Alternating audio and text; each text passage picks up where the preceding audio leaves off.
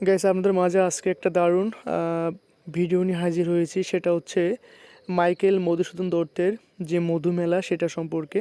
তো এই ভিডিওটা দেখলে আপনি টোটাল মধুমেলা সম্পর্কে সকল বিষয়, তার ঘর বাড়ির সকল বিষয় জানতে পারবেন। তো অ্যাকচুয়ালি দেখেন, এটা আমার বেবি এবং আমার বাইক এখানে এখানে রাখার ব্যবস্থা করা আছে বাইক। তো আমরা এখানে 100 টাকার বিনিময়ে বাইকটা রেখে আমি গিয়েছি। তো কিছু পথ হেঁটে যেতে হবে। তো মেইন কথা যেটা হচ্ছে সেটা হচ্ছে মাইকেল মধুসূদন দত্ত 25শে জানুয়ারি 1824, 29শে জুন 1870 ছিলেন 19 শতকের শ্রেষ্ঠতম বাঙালি কবি ও নাট্যকার। হিন্দু কলেজে পড়াশোনার করার সময় মধুসূদন প্রথম কাব্য চর্চা শুরু করেন।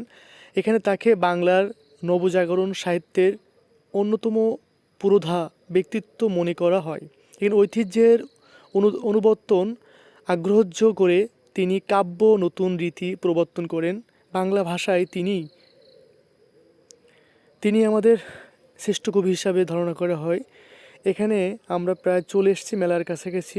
মেলার এখানে দেখেন চিড়িয়াখানার প্রথম একটা ফটক দেখাচ্ছি। অলরেডি আমি চলে এসেছি এখন মাইকেল মধুসূদন দত্ত বাড়ি ও জাদুঘর গেটে চলে এসেছি। এখান থেকে প্রবেশ করতে হবে। তো এখন অলরেডি আমি ভিতরে চলে আসছি। সাথে আছে আমার পাপা। প্রথম আসার পরে এখানে তার টোটাল দৃশ্যটা দেখাতে পাচ্ছেন।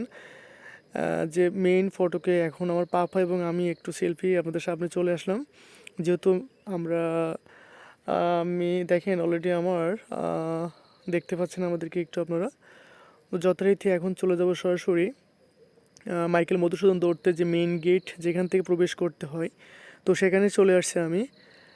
দেখতে পাচ্ছেন টোটাল সমস্ত ভিউ দেখাচ্ছি আমি, এভরিথিং বিষয় দেখাবো আপনাদেরকে এখানে। যে তার কোন ভবন, তার কাকার বাসা, তার বাসা কোথায়, কী বৃত্তান্ত, এভরিথিং দেখাবো।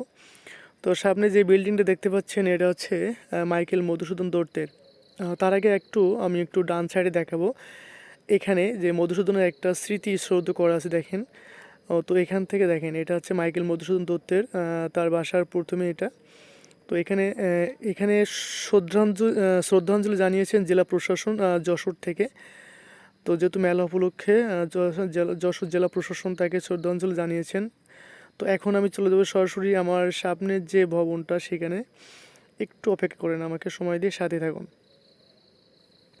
গাইস। এখন সামনের যে ভবনটা দেখতে পাচ্ছেন এটা দেখেন কবির পৈতৃক কাছারি ভবন। আমি আবার বলছি, কবির পৈতৃক কাছারি ভবন। কবি এখানে বসে তার সকল কার্য, তাদের যে কার্যকলাপ, যেগুলো কাজকর্ম সেখানে বসে করে থাকেন। তো এখানে তার ডান সাইডে যে বিল্ডিংটা দেখেন কবি মাইকেল মধুসূদন দত্তের পৈতৃক বসতবাড়ি ও জাদুঘর। এখন আমি চলে যাব